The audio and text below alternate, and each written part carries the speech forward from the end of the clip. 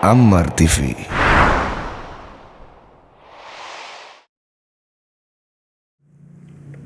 Assalamualaikum warahmatullahi wabarakatuh.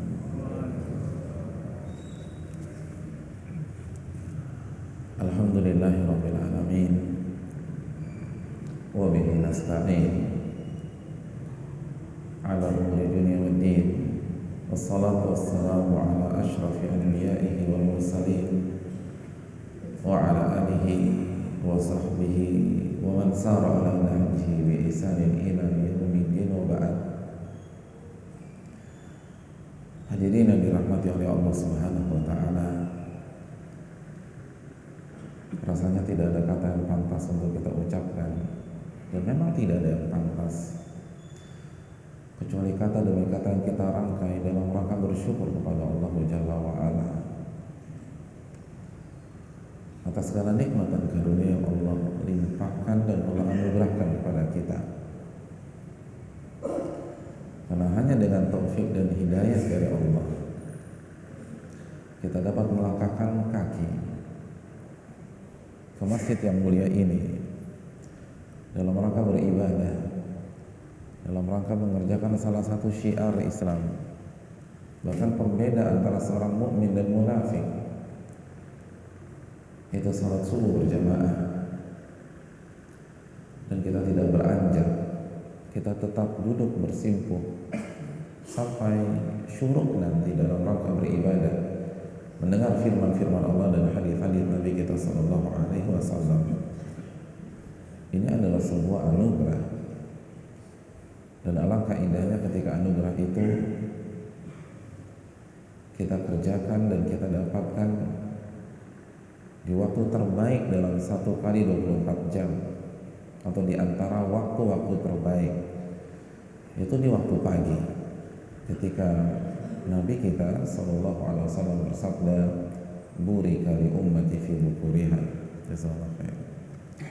Umatku itu diberkahi di waktu paginya, kata baginda Rasul sallallahu alaihi wasallam. Oleh karena itu tidak ada kata yang pantas untuk kita rangkai kecuali kata demi kata syukur kita kepada Allah Subhanahu wa taala.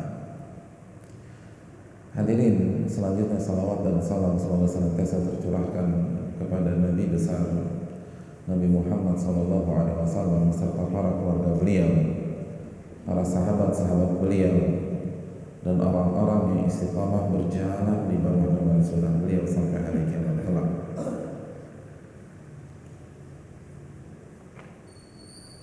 Sebuah gelar yang dilupakan, hadirin,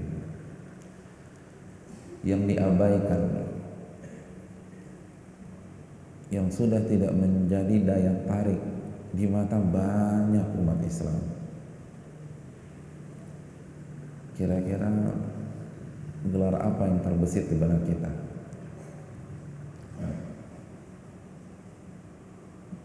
Menurut bapak-bapak dan ibu-ibu sekalian, gelar yang akan kita bahas itu apa?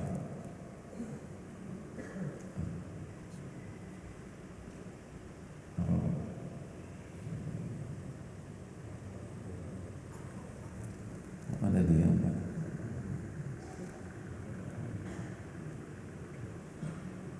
Jawab aja, kalau salah nggak disuruh push up.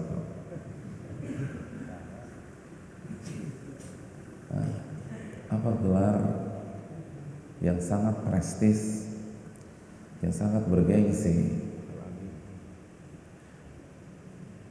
dan merupakan pondasi di dalam agama kita,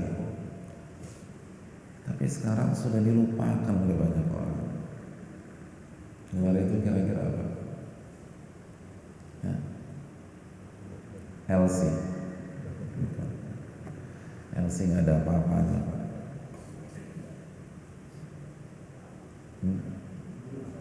SH, bukan juga. Guru.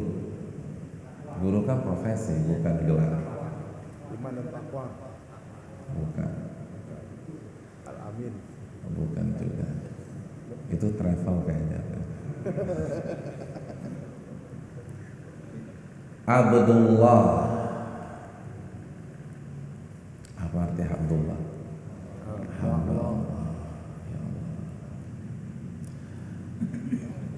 Abdullah atau hamba Allah. Itu gelar yang sangat prestis di dalam agama kita, gelar yang sangat bergengsi, gelar yang merupakan salah satu kunci surga. Tidak setiap saat Allah panggil sosok-sosok istimewa dengan gelar Abdullah. Hanya di momen-momen tertentu saja di dalam Al-Quran, hanya di event-event penting saja di dalam Al-Quran, tidak di semua event. Contoh, ketika Allah Subhanahu wa Ta'ala sedang mengangkat sebuah event besar yang bernama Isra dan Mi'raj, baru Allah sebutkan gelar ini. Apa bunyi surat Al-Isra ayat pertama?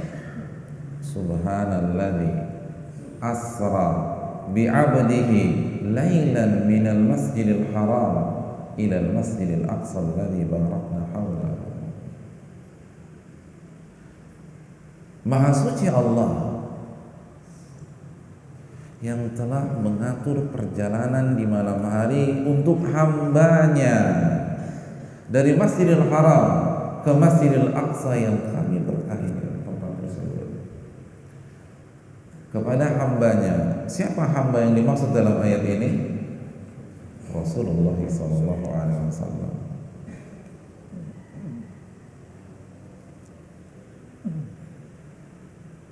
Event yang sangat besar, Isra dan Mi'raj.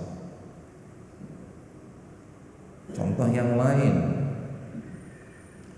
ketika Allah Subhanahu wa Ta'ala menjelaskan tentang turunnya Al-Quranul Karim, ini adalah momen yang sangat bergengsi di dalam agama. Turunnya mukjizat terbesar Al-Quranul Karim. Apa bunyi surat Al-Kahfi ayat 1? Alhamdulillahilladzi anzala ala abdihil kitaba wa lam yaj'al lahu iwaja. Segala puji bagi Allah yang telah menurunkan Al-Quran kepada siapa? Hambanya. Allah tidak katakan Muhammad, Allah katakan hambanya. Karena ini event besar, seperti seorang pembawa acara di acara-acara resmi, maka ia akan mengatakan Presiden Republik Indonesia. Dia tidak hanya memanggil nama presiden tersebut, tapi dia sebutkan gelarnya, statusnya. Begitu juga di dalam Al-Quranul Karim. Yang awal-awal surat Maryam, ketika Allah sedang mengingatkan Nabi kita dan kita semua tentang rahmat yang Allah berikan kepada seorang Nabi besar, Nabi Zakaria. Dzikru rahmati rabbika abdahu Zakaria. Ingatlah rahmat yang Allah berikan kepada hambanya. Siapa hambanya? Zakaria.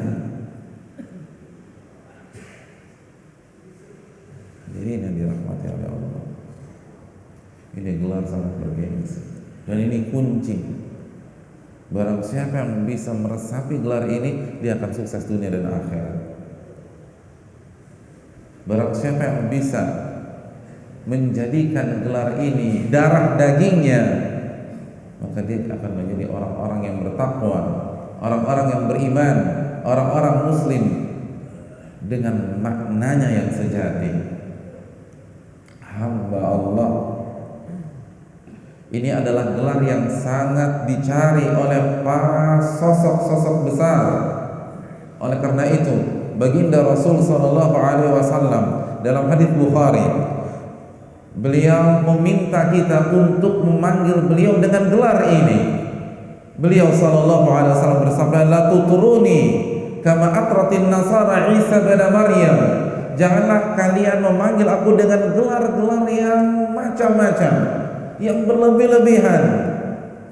sebagaimana dilakukan oleh Nasrani kepada Isa bin Maryam, walakin qulu Abdullah wa rasuluhu, namun panggil aku dengan gelar Abdullah, hamba Allah dan utusannya. Nabi nggak ingin dipanggil dengan gelar macam-macam. Nabi hanya ingin Abdullah. Luar biasa. Tapi siapa orang tua pada hari ini yang berharap anaknya menjadi Abdullah?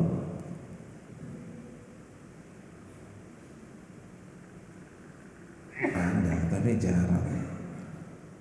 Mereka berharap anaknya jadi SH, SE, SPSI, Doctor of Philosophy. Siapa yang gak gemeter ngeliat 3 huruf di belakang nama orang? PhD. Jaminan udah. Tapi bukan itu yang akan sukses. Allah berfirman dalam hadits qudsi, a'dadtu li'ibadiyas salihin ma la 'ainun ra'at wa la udhunun sami'at wa la khatara 'ala qalbi bashar. Aku persiapkan kenikmatan surga bagi hamba-hambaku.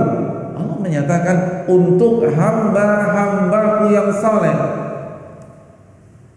Kenikmatan yang tidak pernah mereka lihat dengan pandangan mata mereka, yang tidak pernah mereka dengar dengan telinga mereka, dan tidak pernah terbesit di dalam hati mereka. Untuk siapa?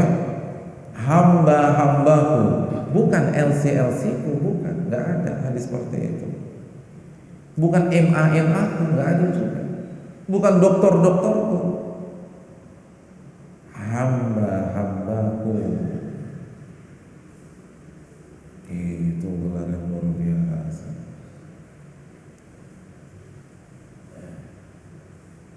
Hadirin yang dirahmati oleh Allah. Mungkin ada yang bertanya, Ustaz, cara dapetin gelarnya di mana?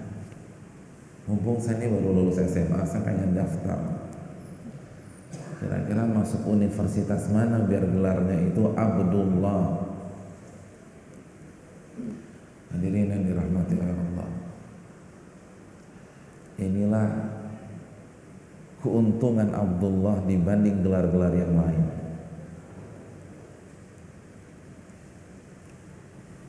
Gelar ini masih bisa diraih oleh semua kita. Beda dengan gelar yang lain. Kalau gelar LC, Pak, kira-kira masih ada kesempatan nggak? Oh, susah. Untuk dapat gelar LC harus punya hafalan Quran, harus bisa bahasa Arab, usia tidak lebih dari 25 tahun. Mungkin kalau masalah hafalan Quran kan di sini jago-jagonya nih, nggak ada masalah. Bahasa Arab cas-cis-cus. Tapi 25 tahun, iya kayaknya saya nggak bisa lagi, Pak Ustaz. Untuk dapat gelar SE, SH, uang gedungnya 20 juta. Belum uang per semester, belum diktat. Berat. Tapi untuk mendapatkan gelar Abdullah tidak terbatas usia, tidak dibedakan gender, tidak ada uang gedung, semua bisa mendapatkannya. Tua, muda, miskin, kaya, laki-laki, wanita, tidak pandang etnis dan bulu, semuanya bisa. Orang Bali bisa, orang Jawa bisa, orang Banyuwangi bisa, orang Jakarta bisa.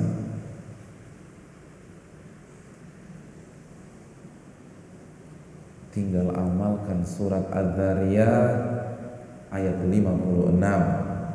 wa ma khalaqtul jinna wal insa illa liya'budun. Tidaklah aku ciptakan jin dan manusia kecuali untuk menghamba kepada diriku. Menghamba itu kata kerjanya. Kalau kita gunakan subjeknya, tidaklah aku ciptakan jin dan manusia kecuali untuk menjadi hambaku, kata Allah. Apa tafsir menghamba dalam ayat ini? Silahkan cek buku tafsir induk kita. Maka kita akan mendapatkan keterangan Al-Imam Mujahid, murid langsung dari Abdullah bin Abbas. Ulama tafsir mengatakan jika Anda mendapatkan tafsir dari Imam Mujahid, pegang erat-erat, karena itu ilmunya Abdullah bin Abbas. Al-Imam Mujahid ketika menjelaskan ayat yang mulia ini, beliau mengatakan li'amurahum wa anhahum, untuk aku perintah dan untuk aku larang. Untuk aku perintah dan untuk aku larang. Itu hamba. Simple, sederhana, mudah, bagi yang diberikan taufik oleh Allah Subhanahu wa taala. Untuk aku perintah dan untuk aku larang. Hadirin yang dirahmati oleh Allah Subhanahu wa taala. Hamba itu persamaan katanya itu apa sih? Hamba itu sinonimnya apa, hadirin? Hamba itu abdi. Kalau yang agak sedikit lebih, bukan lebih kasar ya, tapi karena ini baku juga, budak. Itu kan bahasa Indonesia baku ya, tapi lebih halus hamba daripada budak. Tapi maknanya sama, cuman penghalusan aja. Nah, saya ingin bertanya kepada hadirin sekalian,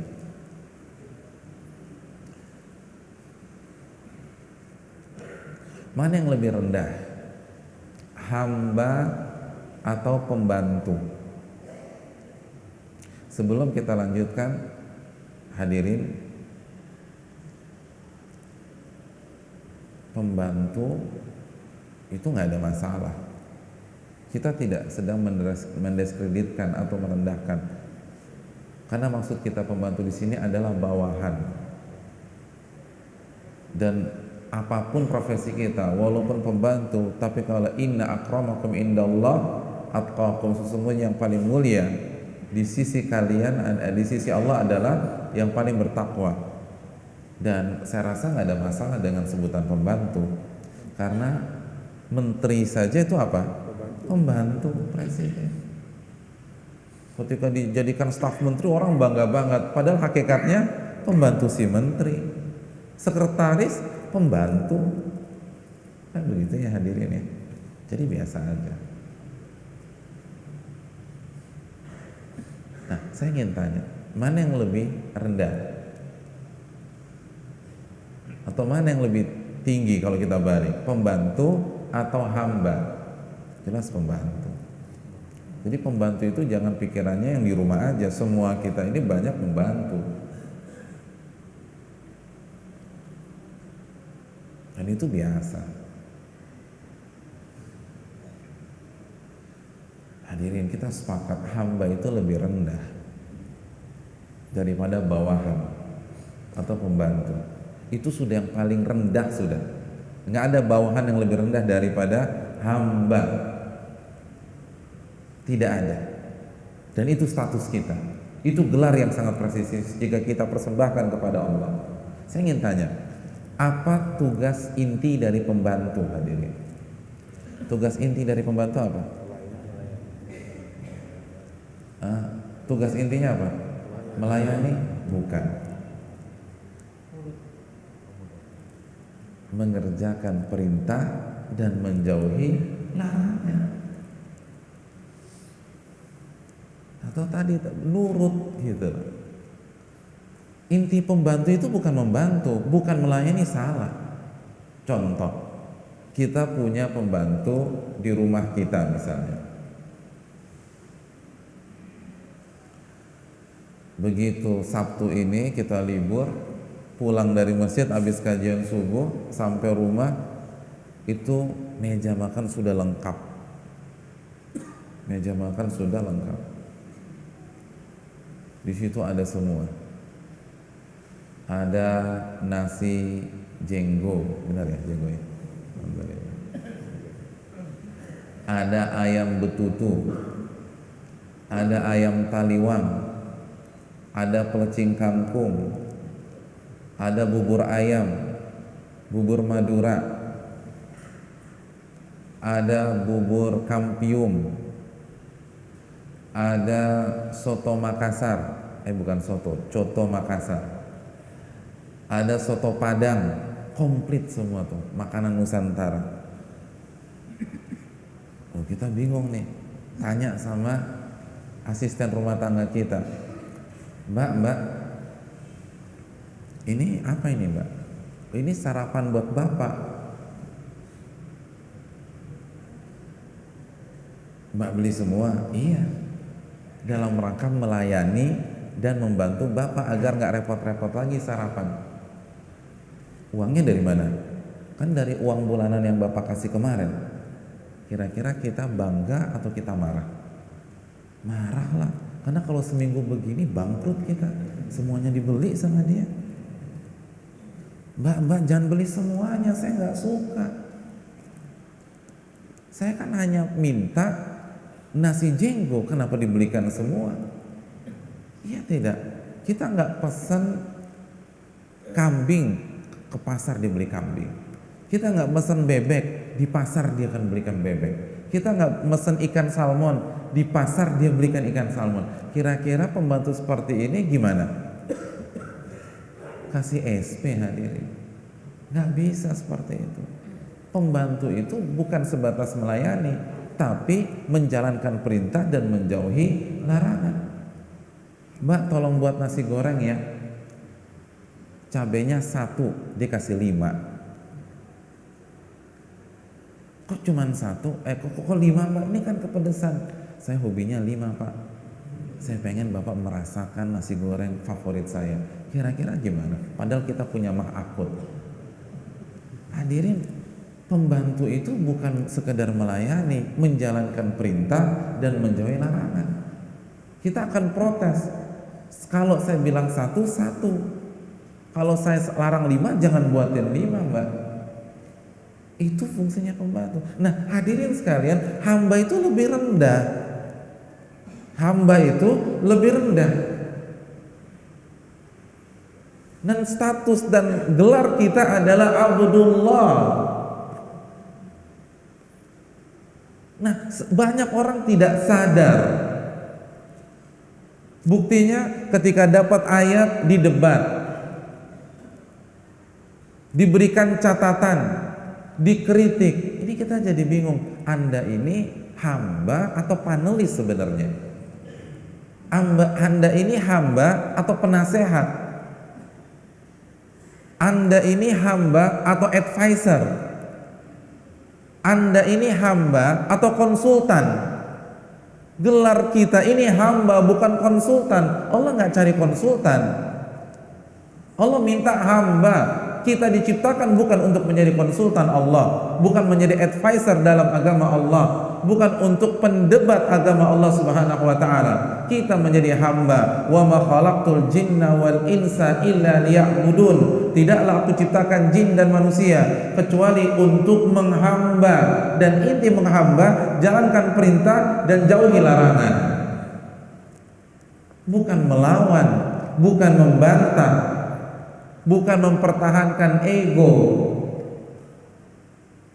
Hadirin yang dirahmati oleh Allah, seorang mayor, ini mayor, dipanggil jenderal bintang 3. Pak, tolong beli ketoprak.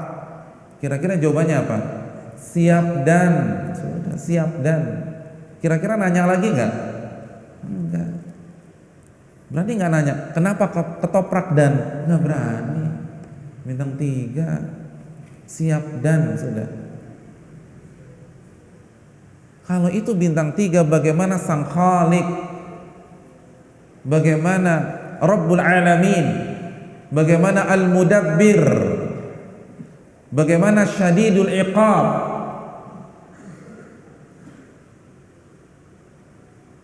Makanya silakan cek hadits-hadits Nabi SAW. Itu para sahabat ketika diperintah Nabi kira-kira nanya hikmahnya dulu apa enggak? Enggak, sami'na wa ata'na. Walaupun pasti ada hikmah dan enggak ada masalah nanya tentang hikmah. Tapi yang namanya hamba tuh enggak banyak nanya, enggak ngebantah. Hadirin, kita tinggal di Bali. Terus kita dapat surat keputusan dari kantor kita harus pindah ke Jakarta. Malam ini kita kumpulkan keluarga kita beserta pembantu kita. Kita katakan, insya Allah Senin depan kita akan berangkat ke Jakarta. Pembantu kita angkat tangan. Mohon maaf Pak, saya nggak setuju. Saya udah betah di sini, udah kenal sama tangga kanan, tetangga kiri. Kira-kira komentar kita gimana nih? Dipecat hadirin. Saya nggak tanya komentar Anda kok. Anda ini hanya ikut kami. Nah sekarang banyak orang itu berani mengatakan nggak setuju terhadap agama Allah, tidak setuju terhadap hukum Allah, tidak setuju terhadap sunnah Nabi SAW. Anda sadar nggak sih siapa kita? Kita ini hamba. Kalau pembantu bawahan nggak pantas,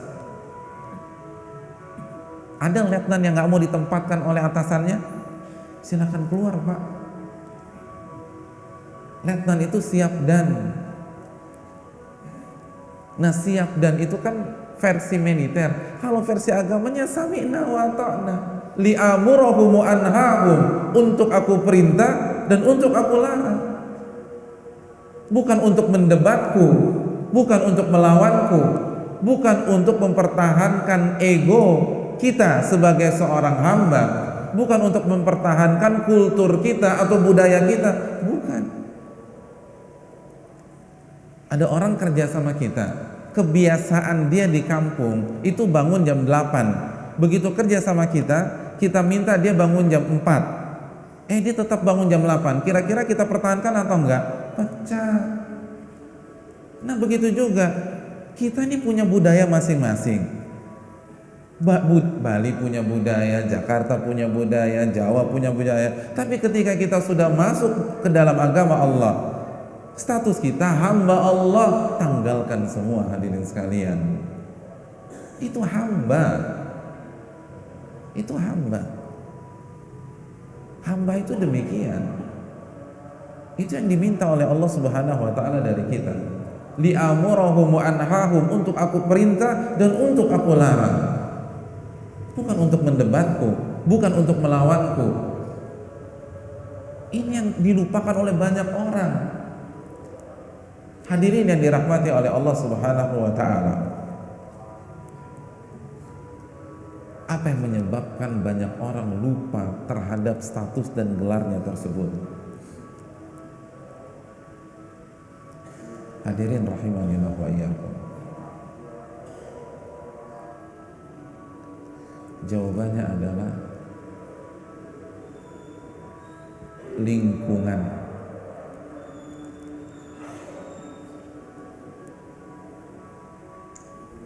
Saya ingin memberikan sebuah contoh sederhana. Apabila ada seorang anak wanita, anak perempuan, mulai dari saat dia bisa berkomunikasi dengan orang tuanya, ini keluarga besarnya aneh banget. Semuanya mengatakan kamu jelek. Jadi setiap hari ibunya bilang kamu jelek nak, kakeknya bilang kamu jelek, neneknya bilang kamu jelek, kamu jelek, kamu jelek, kamu jelek, kamu jelek, kamu jelek, setiap hari dari usia 3 tahun. Kira-kira ketika anak perempuan ini tumbuh menjadi gadis dewasa di usia 18, 19, 20, dan setiap hari dari kecil dikatakan kamu jelek, kira-kira dia akan menjadi wanita yang penuh percaya diri atau wanita yang minder? Minder atau percaya diri? Minder. Dia merasa cantik atau dia merasa jelek? Hah? Merasa cantik atau jelek? Pengalaman. Pengalaman. Kalau mungkin pengalaman kita kan dikatakan ganteng terus, ganteng. Wanita ini akan merasa dirinya jelek. Padahal bisa jadi dia cantiknya luar biasa. Mungkin sama Miss Indonesia itu 11-12. Cantik luar biasa. Tapi dia nggak merasa cantik. Kenapa demikian? Karena dari kecil sudah dikatakan kamu jelek, kamu jelek, kamu jelek, kamu jelek. Benar nggak? Siapa orang psikologi di sini? Nggak ada. Insya Allah benar seperti itu. Itu bisa jadi garis itu ketika jalan di trotoar terus diganggu oleh anak-anak muda yang nongkrong, itu bisa kegeeran. Ternyata saya laku juga ya. Padahal gimana nggak laku, orang cantiknya luar biasa. Tapi dia nggak pernah merasa cantik. Kenapa? Karena dari kecil dikatakan kamu jelek, kamu jelek, kamu jelek, dan kamu jelek. Bukankah ini teori komunikasi, hadirin? Apa salah satu teori komunikasi politik? Sebuah kebohongan jika disampaikan terus-menerus, kalau bahasa kita sekarang, disampaikan secara sistematis dan masif, maka akan diyakini sebagai sebuah kebenaran oleh masyarakat. Betul apa tidak? Iya. Nah, sekarang saya ingin bertanya, dari kecil apakah status ini diingatkan kepada kita? Yang ada sebaliknya. Hamba itu nggak punya semuanya. Nggak punya sesuatu itu hamba. Nggak ada yang hamba itu nggak punya apa-apa. Bahkan nyawanya saja dia nggak punya. Makanya setiap ada yang meninggal kita mengatakan innalillah wa inna ilaihi rajiun. Sesungguhnya kami ini milik Allah dan kami akan kembali kepada Allah Subhanahu wa taala. Itu hamba. Jadi jangankan mobil, jangankan sepatu, jangankan rumah, nyawa saja yang paling berharga kita nggak punya. Itu hamba. Itulah rendahnya hamba. Tapi semenjak kecil, ketika kita dapat tas misalnya, dikatakan itu tas siapa? Tas kita. Tidak dikatakan itu tas Allah yang Allah titipkan kepadamu. Nah, saat kita dapat sepatu, dikatakan itu sepatu siapa? Sepatu kita. Bukan dikatakan itu sepatu yang Allah berikan kepadamu. Kamu punya hak pakai, bukan hak milik dari Allah Subhanahu wa taala. Kan Allah Rabbul Alamin. Arti Rabb itu kan Malik.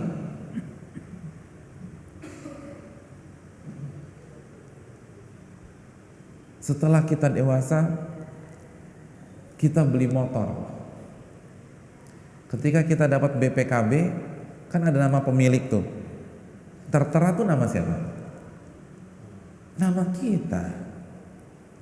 Itu doktrin kan, berarti kita punya semuanya. Ada BPKB-nya pemilik Allah. Gak ada. Saat kita beli rumah, surat-surat rumah, NJOP dan seterusnya, tertera pemiliknya siapa? Kita lagi.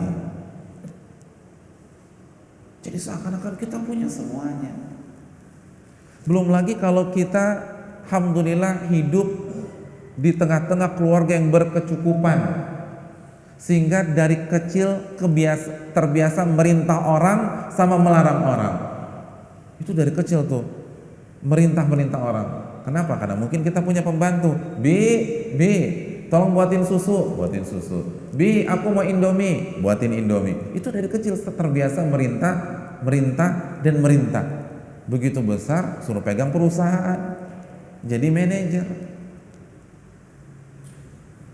Kerjanya larang orang, nyuruh orang.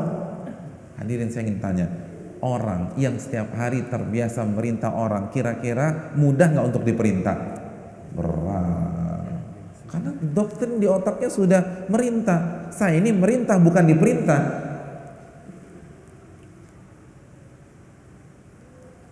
Orang yang di rumahnya punya 20 pembantu, terus ikut sebuah program travel, melakukan perjalanan ke luar negeri. Ketika di bandara suruh ngangkat koper, kira-kira mau nggak? Oh susah tuh. Kok saya disuruh ngangkat? Saya di rumah punya 20 pembantu. Kenapa susah? Karena dia biasa merintah. Kenapa saya diperintah sekarang? Ini berat. Nah, inilah kondisi kita sekarang. Karena kita terbawa dengan jabatan kita, terbawa dengan status kita, terbawa arus lingkungan kita. Orang saya punya semuanya. Apa alasannya saya suruh kasih ini, kerjakan ini, kerjaan ini, suka-suka saya dong. Orang saya punya uang. Hadirin yang dirahmati oleh Allah Subhanahu wa taala. Inilah rahasianya hadis Bukhari. Hadis Bukhari. Ketika Abu Sufyan ditanya oleh Heraklius. Heraklius bertanya kepada Abu Sufyan, "Saya ingin tanya, pengikut Muhammad ini lebih banyak mana? Orang miskinnya atau orang kayanya?" Jawabannya apa? Orang miskin atau orang kaya? Orang miskin. Mayoritas pengikut Nabi Muhammad SAW adalah orang miskin. Apa kata Heraklius? Begitulah pengikut seluruh para nabi dan rasul. Mayoritas pengikut mereka adalah orang miskin, bukan orang kaya. Hadirin yang orang kaya jangan tersinggung. Abu Bakar kaya, Umar kaya, Utsman kaya, Abdurrahman bin Auf kaya, Sa'ad bin Abi Waqqas kaya. Orang-orang terdekat Nabi itu lebih banyak orang kaya, tapi secara mayoritas yang lebih banyak siapa? Orang miskin. Dan itulah kenyataan dan fakta seluruh para nabi dan rasul. Kenapa demikian? Simpel, seperti tadi. Karena yang lebih mudah menerima konsep penghambaan adalah orang miskin dibanding orang kaya. Karena yang lebih mudah menerima konsep diperintah dan dilarang itu orang miskin dan orang kaya. Karena lebih cocok dengan kehidupannya. Karena orang miskin itu sudah biasa diperintah dan dilarang. Oleh siapa? Oleh bosnya. Oleh siapa? Oleh majikannya. Oleh siapa? Oleh atasannya. Karena dia sudah terbiasa diperintah dan dilarang oleh atasannya, sehingga dia mudah menerima. Kalau atasan saya bisa perintah saya, kenapa pencipta saya tidak bisa perintah saya? Simpel. Tapi orang kaya itu susah banget nerima hal sesimpel ini. Karena dari kecil itu sudah merintah dan melarang. Hadirin yang dirahmati oleh Allah. Kalau kita ketemu dengan orang termiskin di Jakarta atau di Denpasar, terus kita kasih nasihat kepada dia, "Pak, kita ini sebagai manusia tidak punya apa-apa karena kita ini hamba Allah." Kira-kira dia bisa mudah terima atau susah menerima? Mudah. Dia tinggal lihat aja buku rekeningnya. Iya, saldo 0. Benar, nggak punya apa-apa. Rumah nggak punya, mobil nggak punya, motor nggak punya. Betul banget nih nasihat. Kita ini nggak punya apa-apa. Tapi kalau kita berbicara di hadapan orang terkaya di Jakarta atau orang terkaya di Denpasar, dia punya 15 unit rumah di Pondok Indah dan di Menteng misalnya. Lalu kita katakan, "Pak, kita ini nggak punya apa-apa." Kira-kira bisa terima nggak? Enak aja. Itu 3 gedung di Senopati punya siapa? 3 hotel di dekat bandara tuh punya siapa? Kok Anda enak banget nggak punya apa-apa? Karena sekali lagi, hadirin, wa mal hayatud dunya illa mataul ghurur. Allah berfirman dalam surat Ali Imran 185, tidaklah kehidupan dunia adalah perhiasan yang bisa menipu kita. Ini yang jadi masalah. Kenapa banyak orang susahnya minta ampun menjadi hamba Allah? Khususnya ketika dia sukses, ketika dia sedang berada di top position. Dan inilah alasannya mengapa orang banyak taubat itu ketika sudah jatuh, sedang terpuruk, sedang sakit, sedang bangkrut. Karena untuk menerima konsep hamba itu gampang. Iya ya, ternyata saya lemah ya, saya bisa bangkrut. Ternyata saya bodoh ya, saya ditipu orang. Tapi susah bagi orang yang setiap tender menang terus. Semua hormat sama dia. Lalu dia disuruh sujud sekarang, susah. Orang saya dihormatin orang. Orang itu tunduk sama saya. Kenapa sekarang saya ditunduk sama pihak lain? Hadirin, tanggalkan seluruh jabatan kita. Tanggalkan seluruh status sosial kita. Tanggalkan seluruh kasta kita. Kita hanyalah hamba Allah Subhanahu wa taala. Inna akramakum indallahi atqakum. Sesungguhnya yang paling mulia di sisi kalian adalah sesungguhnya yang paling mulia di sisi Allah adalah yang paling bertakwa di antara kalian. Yang terakhir hadirin yang dirahmati oleh Allah Subhanahu wa taala. Banyak orang berpikir ketika dia menolak menjadi hamba Allah, maka dia akan hidup merdeka. Maka dia akan hidup bebas tanpa aturan. Saya mau bebas. Kenapa saya diatur-atur? Harus bangun jam 4, harus pergi ke masjid jam 5, harus break rapat jam 12. Saya punya semuanya, saya ngatur, bukan saya diatur. Banyak orang tidak mau menjadi hamba Allah karena ingin hidup bebas, karena ingin hidup merdeka, karena ingin hidup independen. Benarkah pola pikir seperti itu? Salah, dan 100% salah. Camkan baik-baik. Kalau kita tidak mau menjadi hamba Allah, maka kita akan menjadi hamba dunia. Kalau kita tidak mau menjadi hamba Allah, maka kita akan menjadi hamba tahta dan harta. Kalau kita tidak mau menjadi hamba Allah, maka kita akan menjadi hamba hawa nafsu, budak dunia, budak harta, budak hawa nafsu. Opsi hanya dua hadirin. Opsi hanya dua, tidak ada opsi ketiga. Kalau tidak jadi hamba Allah, jadi hamba dunia. Kalau tidak jadi hamba Allah, jadi budak hawa nafsu. Allah berfirman dalam surat Al-Qasas ayat 50, "Fa illam yastajibu laka fa'lam annama yattabi'una ahwa'ahum." Kalau mereka tidak mau mengikuti engkau wahai Muhammad, tidak mau tunduk kepada engkau wahai Muhammad, camkanlah satu-satunya faktor. Allah katakan faktornya cuma satu, tidak dua, tidak tiga, tidak empat. Kalau mereka tidak mau mengikuti sunnah Rasul, tunduk kepada sunnah Rasul, tunduk kepada agama Allah Subhanahu wa taala, apapun alasannya yang dikemukakan, faktornya cuma satu, kata Allah, annama yattabi'una ahwa'ahum. Mereka adalah pengikut-pengikut hawa nafsu. Titik. Nggak ada faktor yang kedua, tidak ada faktor ketiga, tidak ada faktor empat. Hawa nafsu sudah, kata Allah. Hawa nafsu. Mau alasannya macam-macam, kayak mau alasannya nggak relevan. Ini abad modern, hawa nafsu. Jadi kalau kita melihat, kita udah sampaikan ayat nih, ditolak juga, padahal dia hamba Allah. Dia nggak punya jabatan apa-apa di mata Allah, hanya hamba. Tapi ayat dia tolak, hadis dia tolak. Mau pangkatnya apa? Mau gelar agamanya apa? Hawa nafsu, kata Allah Subhanahu wa taala. Annama. Allah menggunakan kata annama. Satu-satunya faktor adalah pengikut hawa nafsu, hamba hawa nafsu, budak-budak hawa nafsu. Walaupun dia nggak terima, terserah Anda nggak terima, tapi ini firman Rabb saya, ini firman Tuhan saya.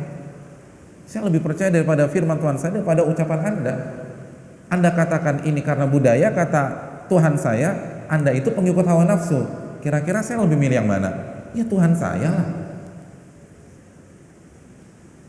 Anda katakan ini tidak relevan, Rob saya mengatakan Anda pengikut hawa nafsu. Simpel saja, kira-kira saya lebih pantas ikut siapa? Anda atau Tuhan saya? Ya Tuhan saya. Annama yattabi'una ahwa'ahum. Jadi diperbudak hawa nafsunya. Nanti kita jelaskan. Contoh yang lain, hadis Bukhari. Nabi SAW bersabda, "Ta'isa abdu dinar wa abdu dirham wa abdul qatifa wal khamisah ta'isa wan takas wa idza syika falan taqash." Nabi SAW mengatakan celaka hamba dinar, hamba dirham, hamba selimut dan bahan. Kalau bahasa kita apa sekarang? Hamba fashion, celaka dan akan sengsara. Dan apabila terluka tidak akan sembuh selama-lamanya. Allah katakan hamba. Dan ini satu paket. Kalau sudah jadi hamba hawa nafsu, jadi hamba dunia, sudah menjadi hamba harta. Hadirin yang dirahmati oleh Allah Subhanahu wa taala. Makanya coba lihat, ketika orang menolak menjadi hamba Allah, tidak mau diatur oleh Allah dan Rasulnya, lihat mereka, bagaimana kehidupan mereka. Maka kita akan mendapatkan sebuah persamaan. Mereka tidak bisa menolak dunia. Mereka tidak bisa mengatakan tidak di hadapan dunia. Mereka akan ngangguk-ngangguk di hadapan dunia. Benar nggak? Seorang laki-laki ketika dia tidak mau menjadi hamba Allah, ketika didatangi oleh wanita yang sah sebagai mahramnya, didatangi oleh istrinya, dia akan bersamanya. Di kantor dia didekati oleh wanita yang bukan mahramnya, dia terima atau dia tolak? Diterima juga. Lalu besoknya ada wanita lain, diterima juga. Ada wanita cantik lain, diterima juga. Nggak bisa nolak, nggak bisa nolak. Yang halal diterima, yang haram pun diterima, nggak bisa nolak. Coba kita lihat orang yang tidak mau jadi hamba Allah, ketika dikasih uang halal terima apa tidak? Terima. Dikasih uang panas, terima juga. Dikasih uang abu-abu, terima. Dikasih uang haram, terima juga. Nggak bisa nolak dia. Semuanya diterima. Tidak berani mengatakan tidak pada dunia.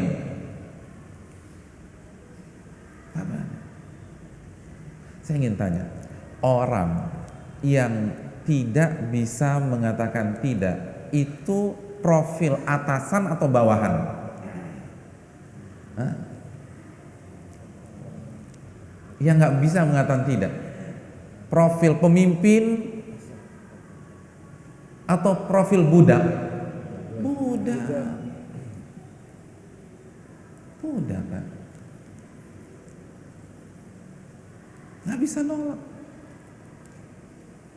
Bawahan nggak bisa nolak. Itu budak.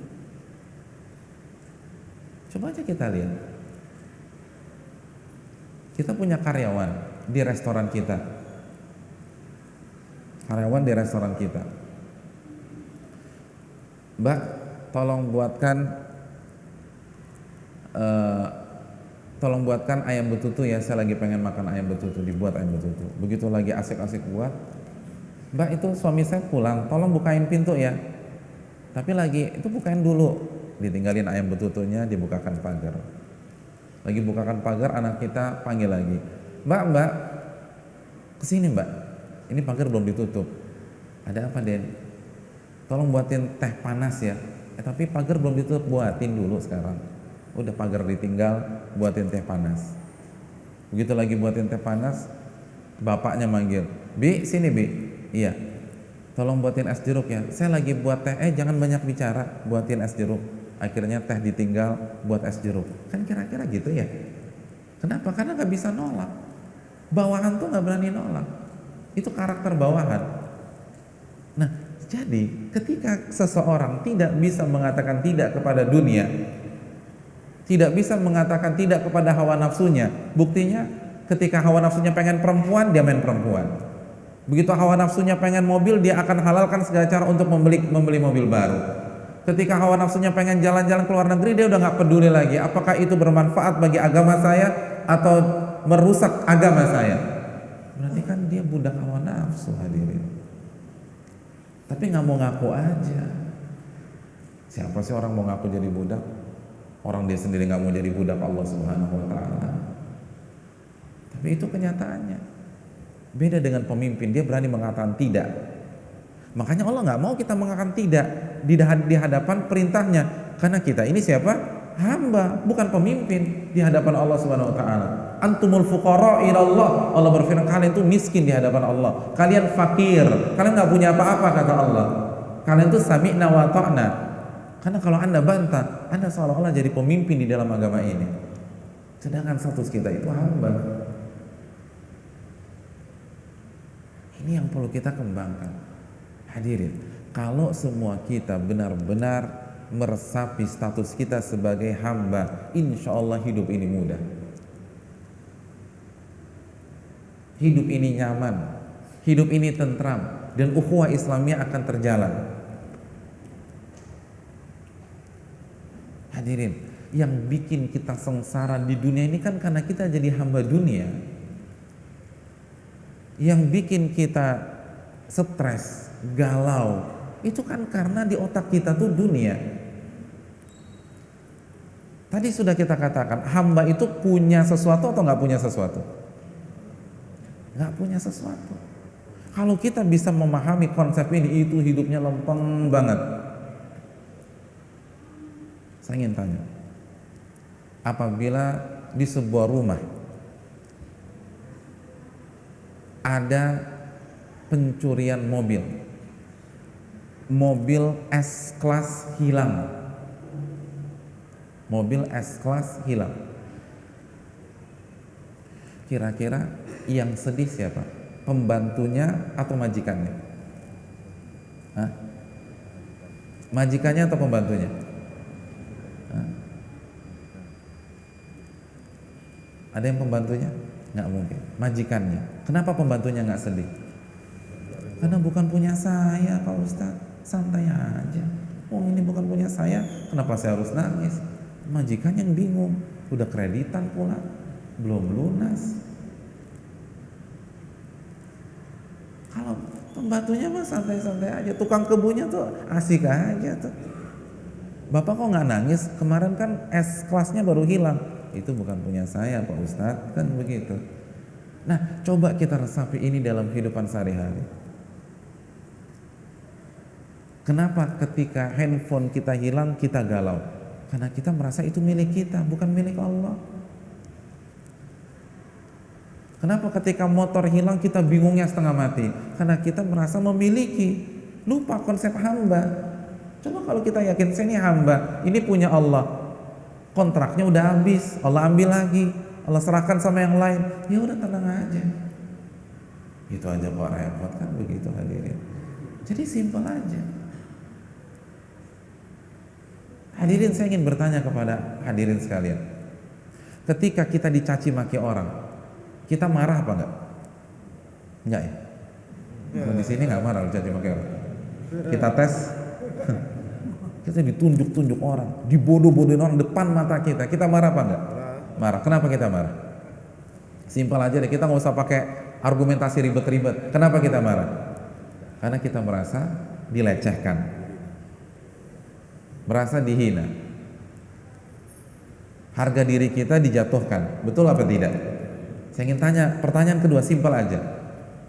Itu harga diri dilecehkan, dihina di dunia apa di akhirat? Di dunia. Di dunia. Tuh kan dunia lagi yang ada di otak kita.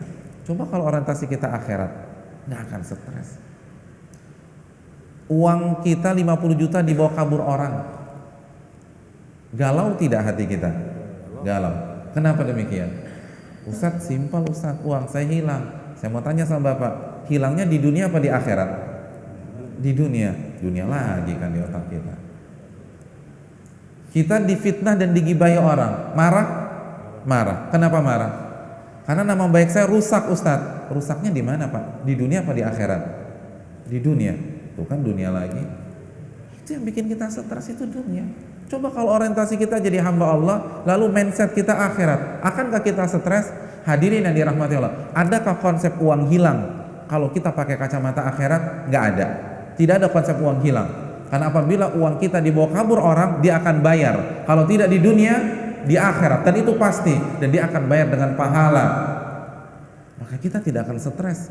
Karena yang membuat kita stres adalah ketika kita merasa uang kita nggak balik. Ketika kita yakin uang itu akan dikembalikan, bahkan dengan bonus, dengan hal yang lebih baik, yaitu pahala, kita akan santai.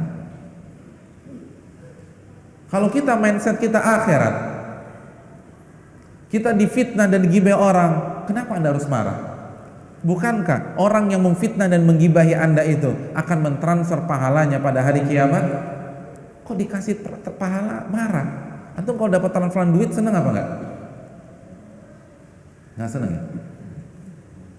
Setiap hari ada orang yang transfer antum 10 juta, senang? Senang.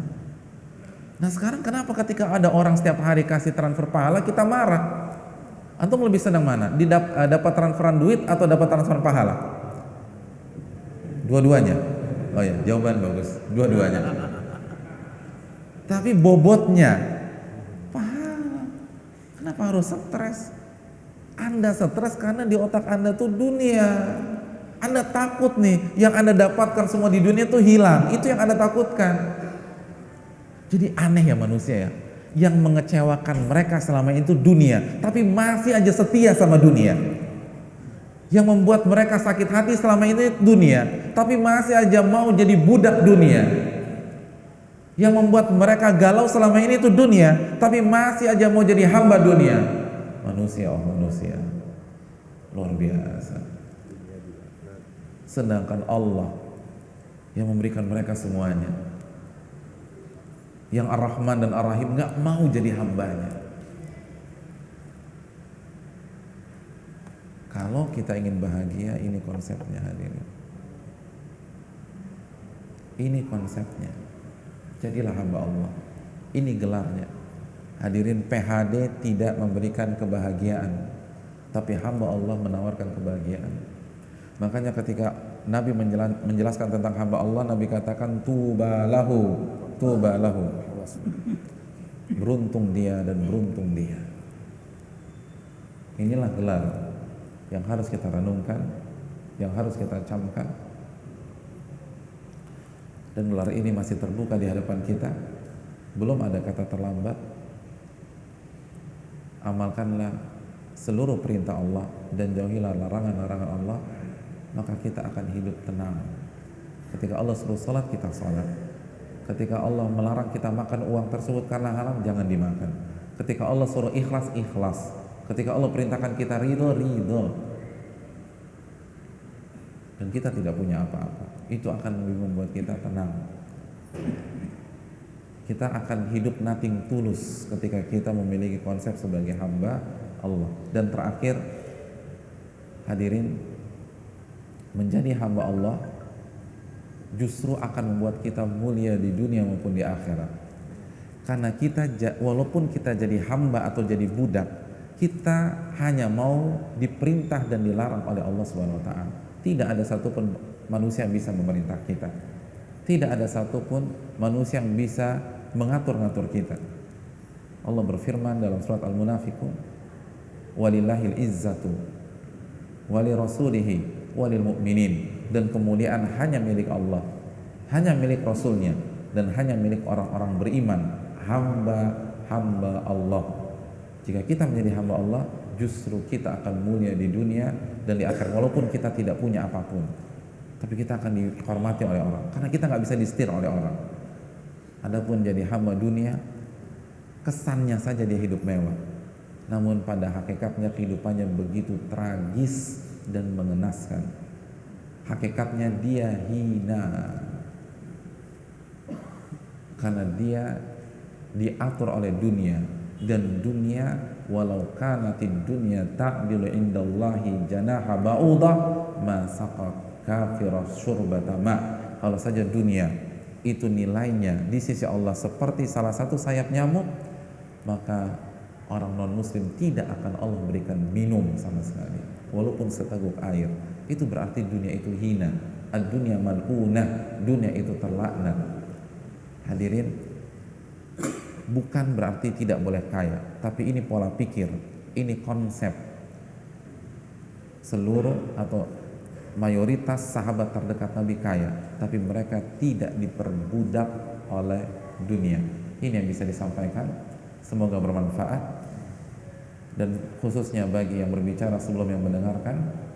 Dan apabila ada kekeliruan, maka buang saja apa yang saya katakan dan ikutilah sunnah Nabi SAW.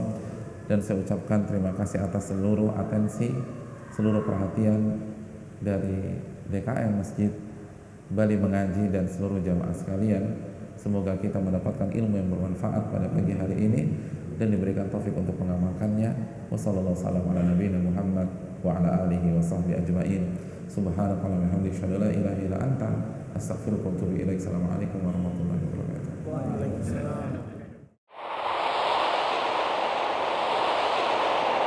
Ammar TV.